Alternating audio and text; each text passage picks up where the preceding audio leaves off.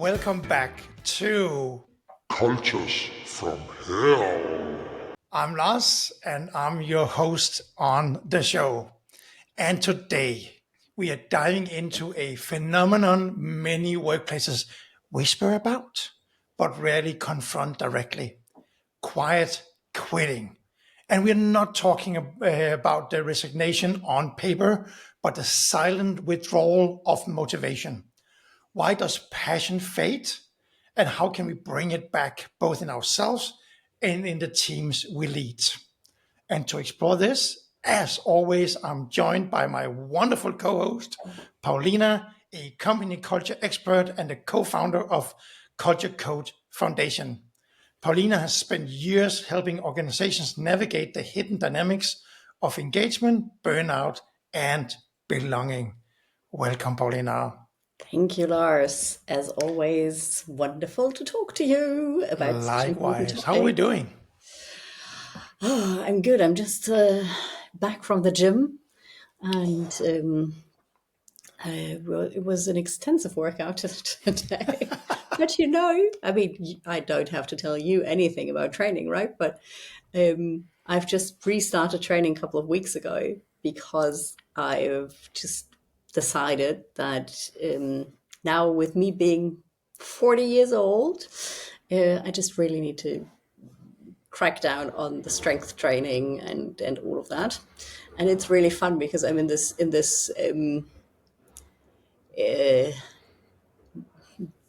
specific gym where there are very, very bulky, pumped up men who clearly go there 5 times a week, all the time, for years already. And now it's me and my friend. And we're both over 40. We both haven't been training for quite a while. And it's a funny combination in this gym. But it's good that I have my gym buddy, so that I'm not And facing all that's of the this. that's the beauty of being self-employed, right? Is yeah, you can just go to the gym in the middle of the day or in the morning or whatever it suits you. You just block it in your calendar and just do it. Yeah. I mean, I like to go at a time when it's not super, super crowded. Mhm. And that's just in the mornings, or it's just easier to do it for me. And That's why I also, do it at if I do it in the 6 morning, a.m.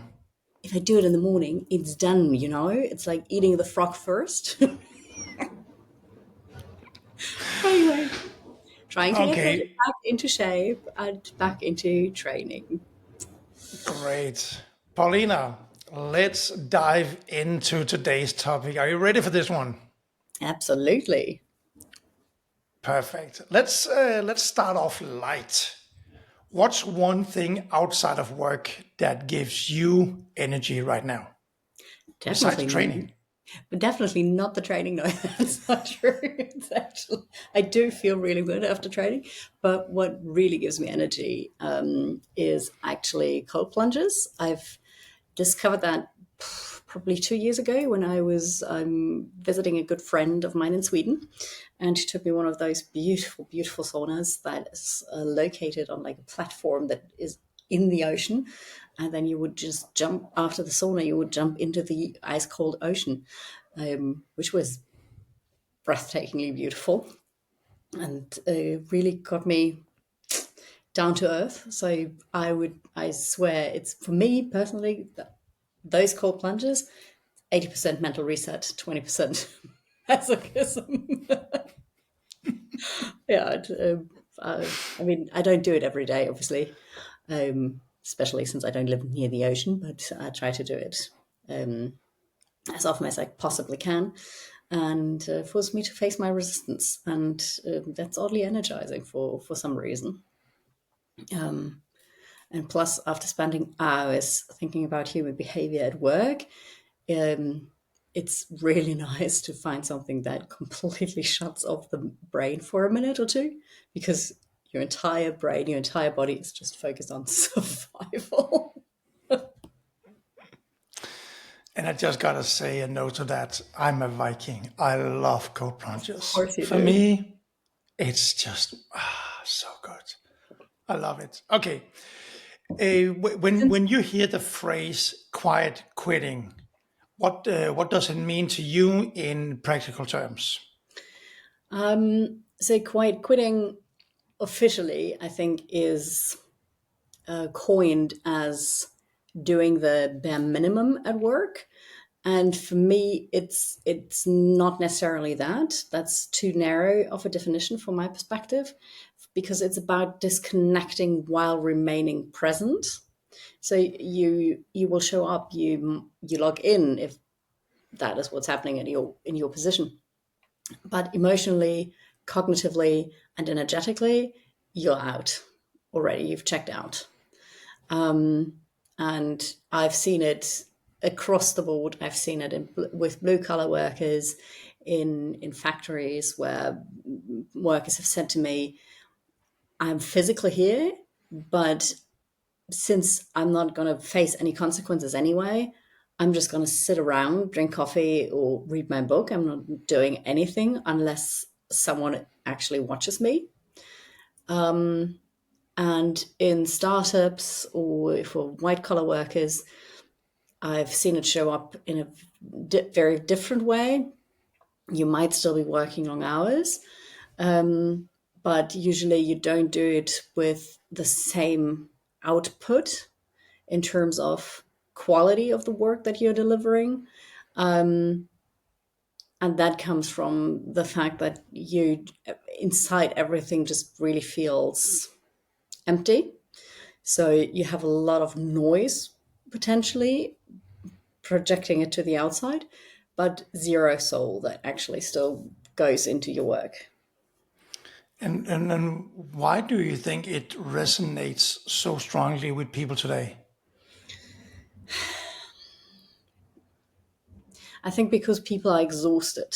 So they can either be exhausted from pretending to care about their meaningless jobs, or the meaningless the meaningless projects, or which can also be very, very true, is that they are exhausted from caring for too many things all at once, right? That is something that I think is very, very hard to influence as a leader, because that kind of exhaustion usually comes from personal overload, like on personal in the personal life, or societal overload.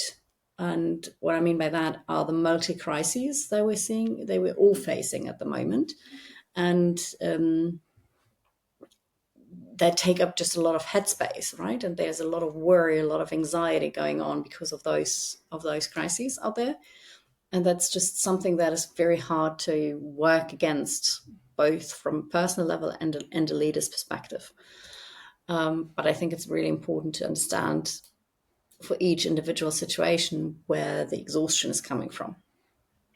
And I also see that a lot of leaders still haven't caught up to the fact that the engagement of the employees is not about perks or, sorry to name this cliche, the ping pong table in the office. Engagement is always about trust, it's about voice, and it's about meaning or purpose in the job that you're actually doing. And if I feel like nothing that I'm saying or doing can actually change something or have an impact, that is where people shut down, because we are all so driven by purpose. And I mean, I think we've all been there, right?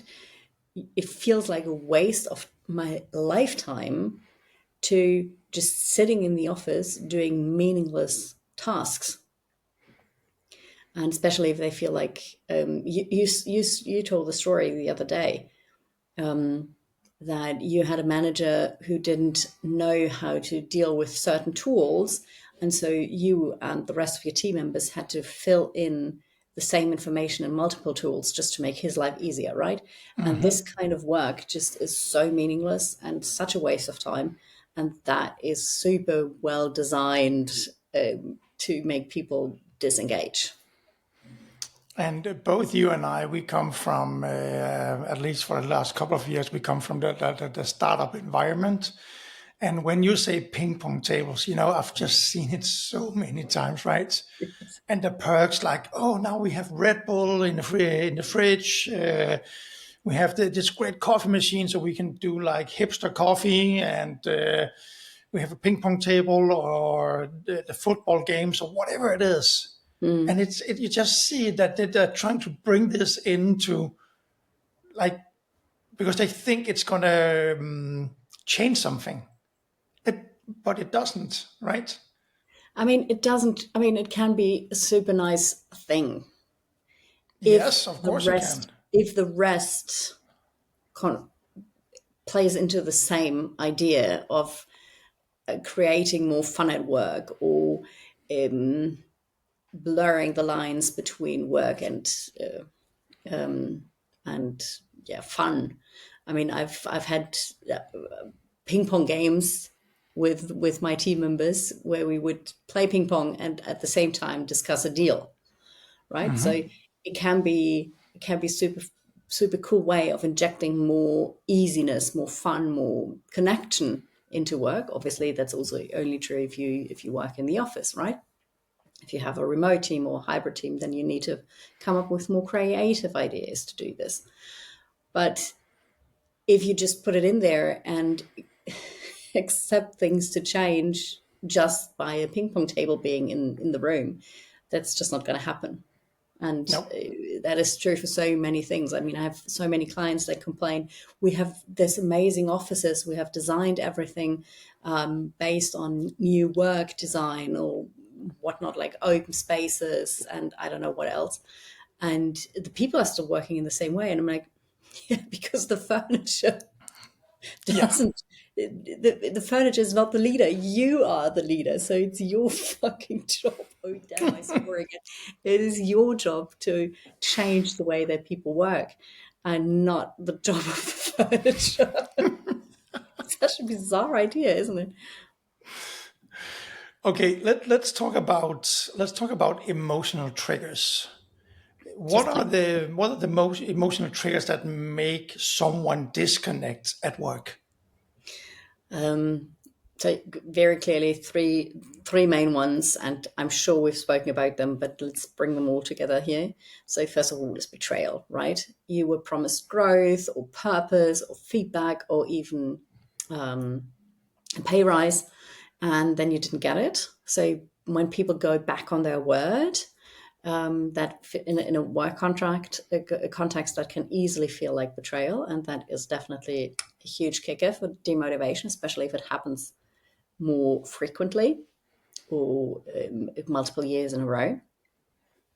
Invisibility is the second huge thing. If you're excluded from decision making or recognition, or when you feel like other people are being seen more. I've actually just discussed this yesterday. Because there is at one of my clients there's this amazing young female colleague. She's doing a brilliant job, but she keeps being overlooked because she's tiny. She's super slight. She is very small, and she has a natural introversion, and she just doesn't bam show up all the time like this and pull everyone's attention to herself, and so she's getting overlooked. And that kind of invisibility is really, really harmful, especially if you see that other colleagues are being treated very, very differently in the same team. So this inconsistency also is an important part. And the third one I would say is powerlessness. So if you see problems, but you can't speak up, or you can't influence anything because people are saying, yeah, that's not it's above your pay grade, or focus on your own job or whatnot, right? If you have this, yeah, inert feeling that you don't have the power to change things that you believe should be changed, that's a huge part. And all of these triggers don't scream, right? It's not like they are always there, they are super loud, they are super visible. It's rather that they simmer under the surface. And you might not even be necessarily capable to pinpoint that moment in time where it just boils over. But one day you definitely stop trying. And then these triggers, or is it usually about the job itself? Or is it the culture, or could it be something more personal?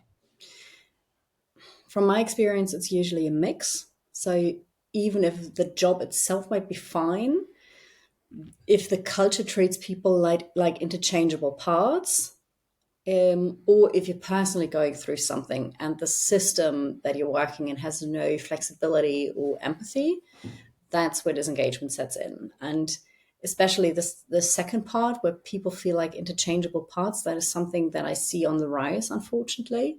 I'm hearing from more and more companies that are saying, okay, that they have super strict performance reviews, and no matter how good your personal performance is, if 75% of the people's performance is better than yours, then you're automatically out, right?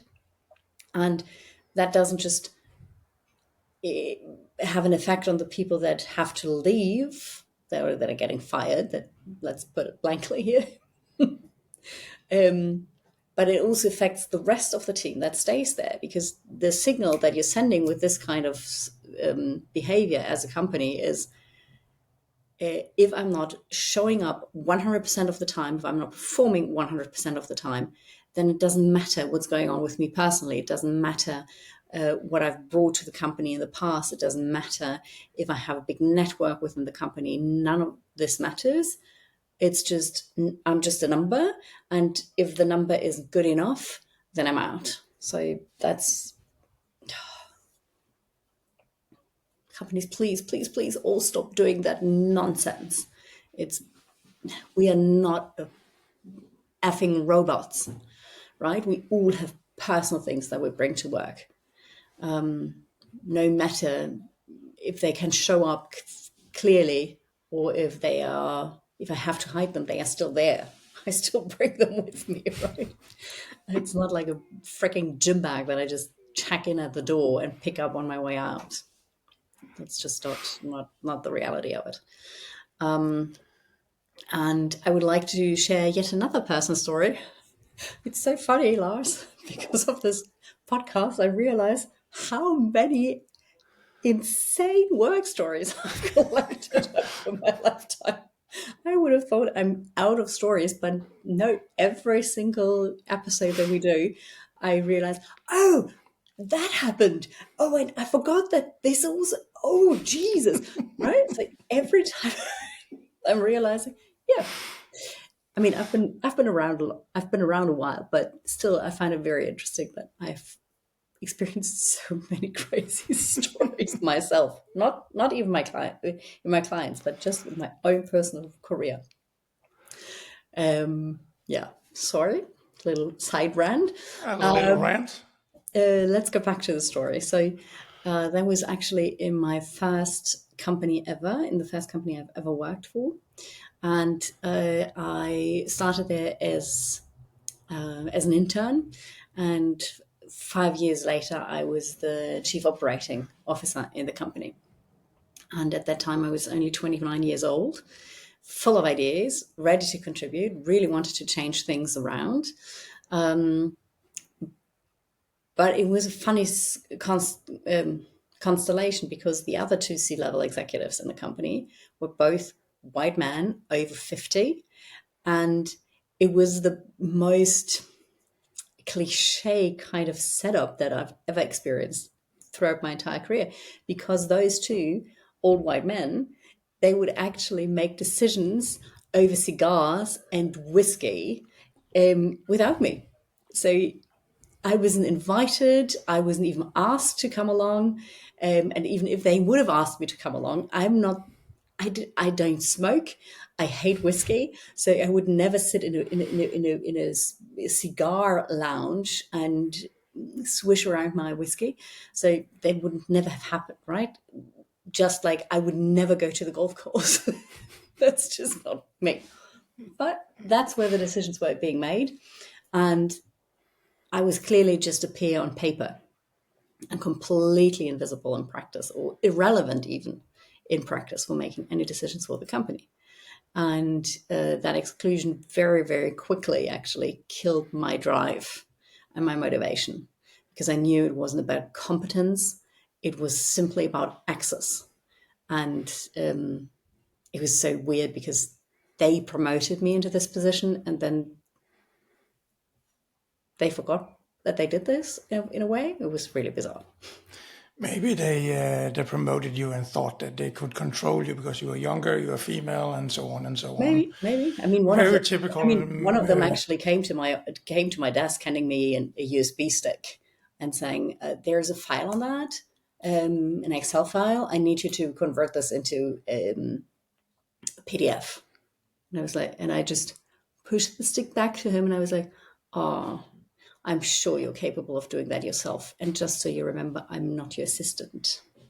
It was bonkers. Thank you for sharing that one. How can leaders spot the early signs of disengagement before it turns into quiet quitting? So you should definitely pay attention when you see someone who used to challenge you go silent, or if updates are transactional or creativity flatlines, or your team just simply asks for feedback, stops asking for feedback, because that's usually not laziness, it's protection, or it's slipping into this slide of exhaustion and disengagement. And if you are lucky enough to have, or capable enough to have really built a lot of trust with your team members, and you are emotionally attuned to them, then you should feel a slight shift in energy before you actually see any of those signs that I've just mentioned, right? And that will allow you to steer against the disengagement and the demotivation and the silent quitting super, super early before it can really take root within people. And yes, that is just another reason why you should really invest in building that kind of trusting relationship with your team. But coming back to practicality, you can definitely always ask your team. You should ask yourself, what did they stop doing that they used to do? And if you keep your radar around this question up and running all the time, then you will see those shifts, and then you go ask them why they stopped doing that. And then obviously it's your job to listen without defending anything, but just be there and listen and take it in. And you just shared a story about, and I love the story about two white male in the 50s, because that is basically me. So that's always really nice to hear those stories. But I mean, come on, I was 11 years younger then than I am now. Yes, I know. But besides that, have you ever experienced a moment where your own motivation quietly faded? I have experienced multiple ones, but this one was really probably one of the most pronounced ones, because I literally went from over preparing presentations to recycling old slides, right? So I stopped caring, not because I didn't believe in the mission or in the product of the company anymore, but because I didn't believe I mattered in any form or way, right? I mean, yes, I was still young there, but I felt that there was so much emptiness inside of me. There was so much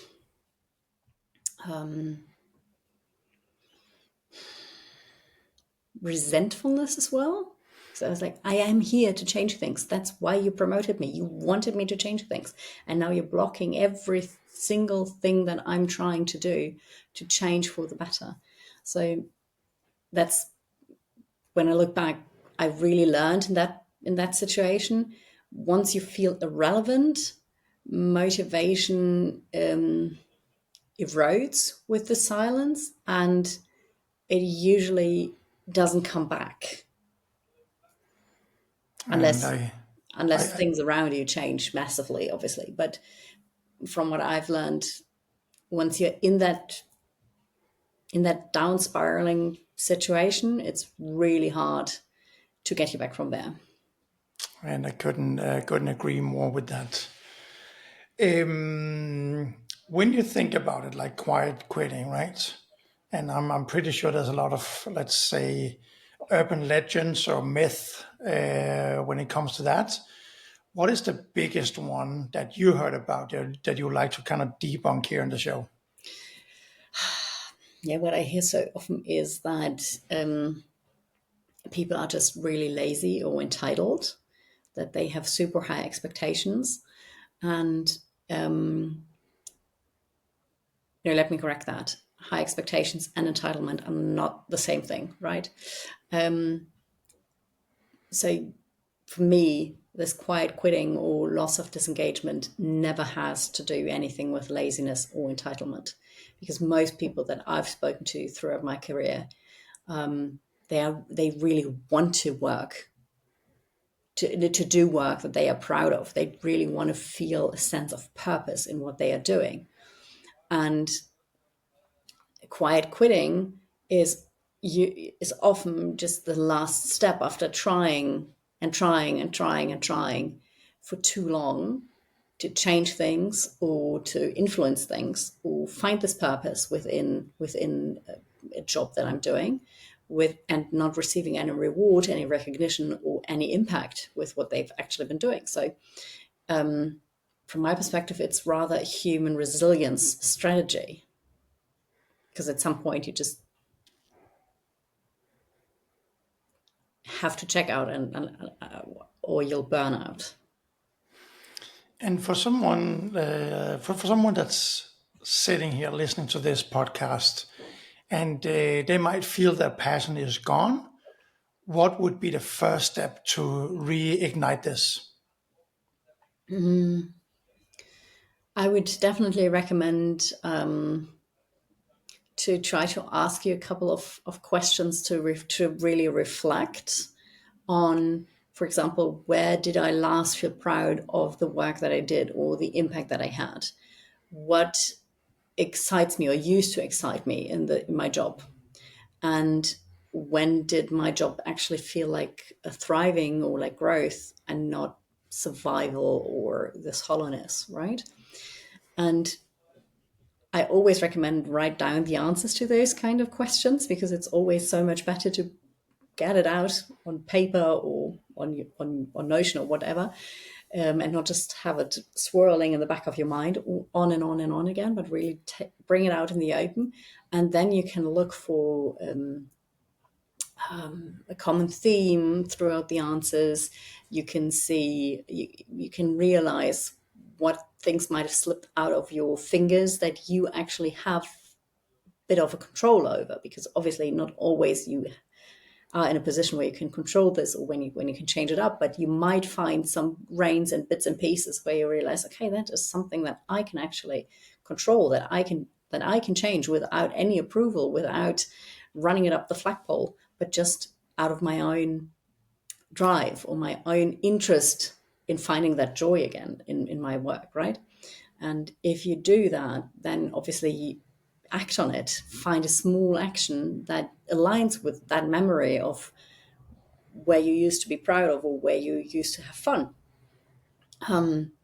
So for example, if you used to love mentoring somebody, you can offer to coach a junior colleague. If you loved problem solving, pitch a better process. So the reconnection with the joy in your work starts with your own agency. And another thing that I really, really want to put out there, and that comes back to the high expectation thing, right? We need to understand and we need to accept that every day will be filled with joy and fun and exciting work. That's just simply not going to happen no matter what you do. I mean, if you're lucky enough that you have that most of the time, that's already amazing. But even me as a self-employed person at last, I'm sure you can relate to this.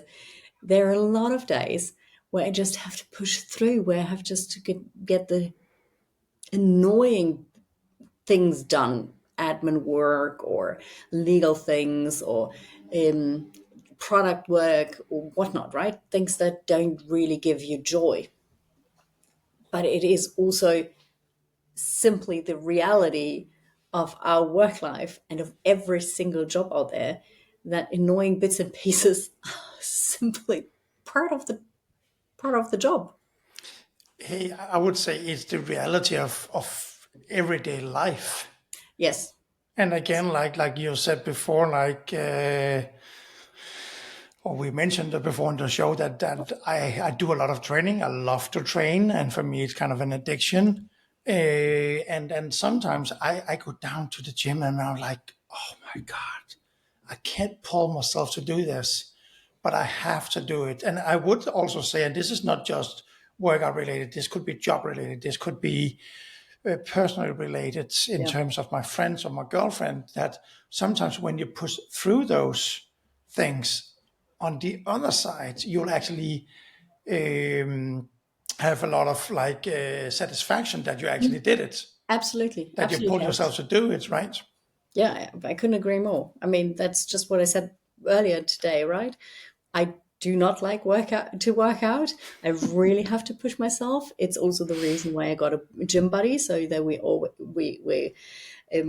really make sure that we show up, not for ourselves, but for the other girl, right? That's just a little bit of a mind trick.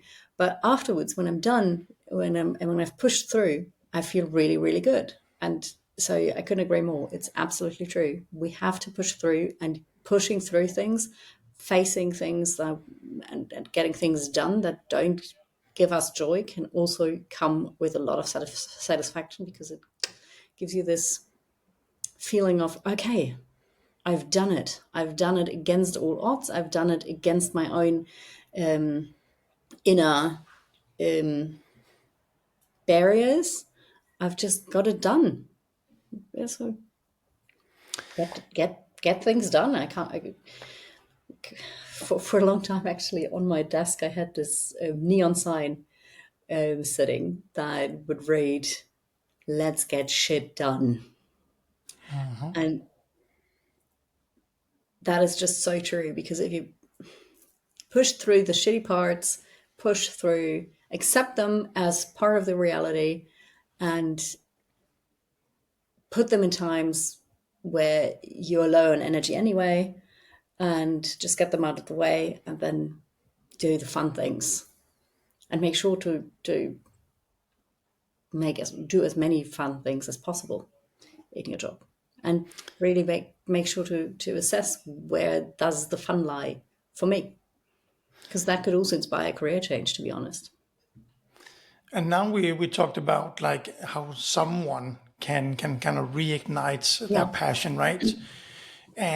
What if we turn it over to the managers or the leaders? How can they re-engage the teams without resorting to forced motivation or gimmicks? We talked about the ping pong table earlier. I would always suggest start with listening. Like, don't just throw anything out there like a survey or something, but have actual conversations with your team. And one of my most beloved questions, and I'm sure I've shared it before, is what's one thing you need more of and one thing you need less of to feel motivated right now?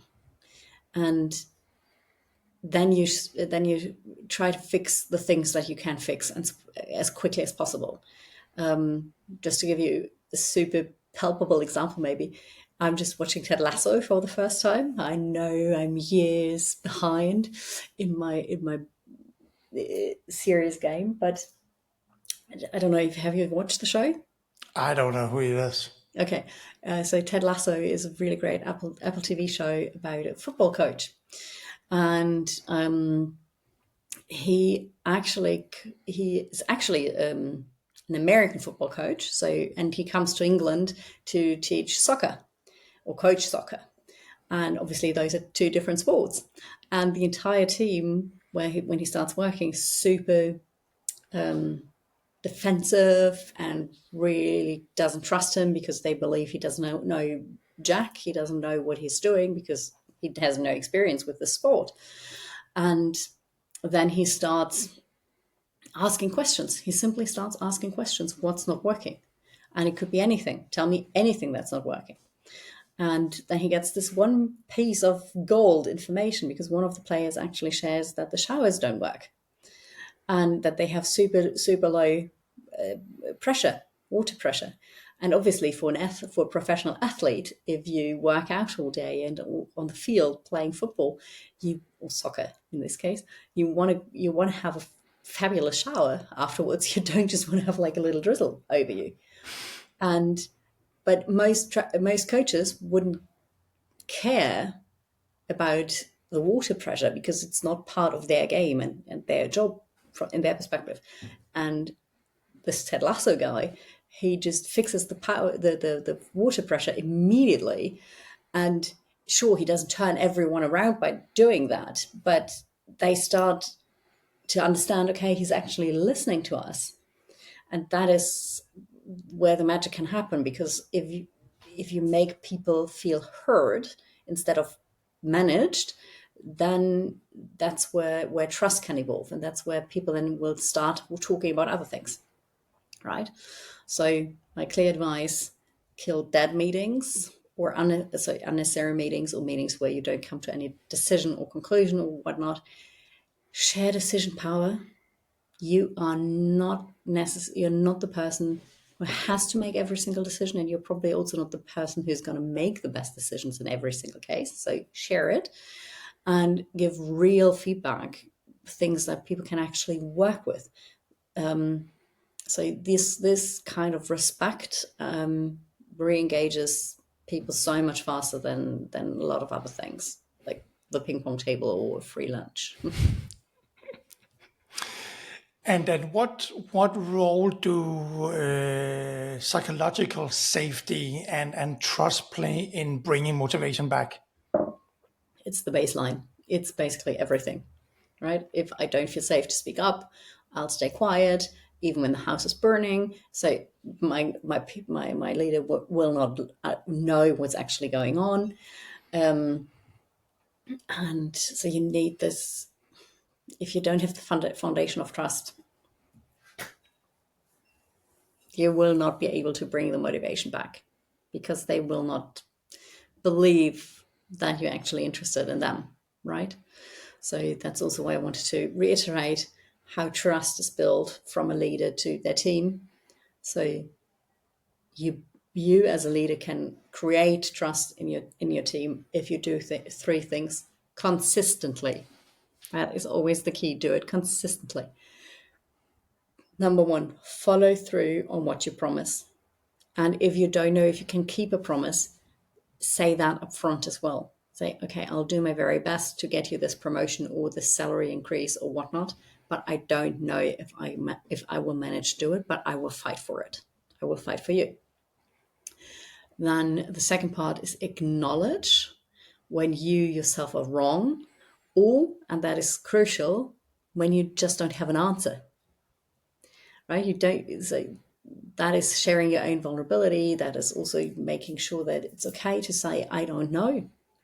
And that is also the bridge that you can then build to invite feedback, invite the knowledge of the bigger group, instead of projecting that I have to know everything, because none of us do, right? And that's actually bringing me to the third point: invite the uncomfortable truths. Invite them into the conversations. Don't punish them, obviously, but rather use them as a motor that keeps propelling you towards something better as a team. So, and we've discussed this one as well, I'm sure we have. For me, motivation isn't about pumping people up, right? And it has nothing to do with it. It's about creating a culture, a team environment where energy isn't drained. And as always, when we are kind of getting to the last part of the show, I think we talked for about 40 minutes now. That's always what happens when we when we get rolling. So kind of the closing thing here on the show. What's the single most important thing someone listening out there can do today to feel more engaged at work or engaged in life in general? I think it's two parts. It's number one, what would I do differently today if I believe that my voice matters? And the second part is, what is where is my agency? What can I control about changing the situation that I'm in? Because it is so easy to just blame things or people outside of yourself. And at the end of the day, it always comes back to ourselves, right? And if it's just the acknowledgement, okay, I can change the way I feel about it. I can change the way I reply to or react to certain situations or people, because we can always do that. Always. This kind of agency we have in every single situation in life. But it's really hard to acknowledge that, or to really, really understand and incorporate that into everyday life. But I always say nobody can make you feel anything. That's all happens inside of me. Nobody makes me angry. That is my decision to react to any given situation with anger. Exactly. Paulina, as always, it's been a great pleasure. Please tell the audience or the listeners out there, how can they connect with you if they want to learn more about your work, the Culture Code Foundation, or maybe reach out to get a good advice from you? You can always head to culturecodefoundation.com or find me in LinkedIn or Instagram. We will always put the social media handles in the show notes. And I'm happy to connect with you to share your real world stories. I'm super happy to share tools and insights and battle tested cultural practices. And especially if you're a leader that's feeling stuck, let's talk. Let's see where we can change together. And there's always things we can change. And as we've heard today, quiet quitting isn't laziness. Absolutely. It's often a symptom of disconnection, unmet needs, or loss of meaning. And you, Paulina, you reminded us that reigniting motivation requires honesty, safety, and sometimes small deliberate steps. And if you want to learn more, like Paulina said, reach out. I'm also going to put in my social media handles, so just reach out. Also, if you have a story you want to share on the show, Yes. And of course, that's going to be anonymous if you don't feel comfortable sharing one in public. So just reach out to any of us, and we'll be happy to share your story. And as always, remember, if you enjoyed this episode, give it a like and make sure to subscribe to Cultures from Hell and share it with somebody who might need a spark of motivation. Thank you for listening. Thank you.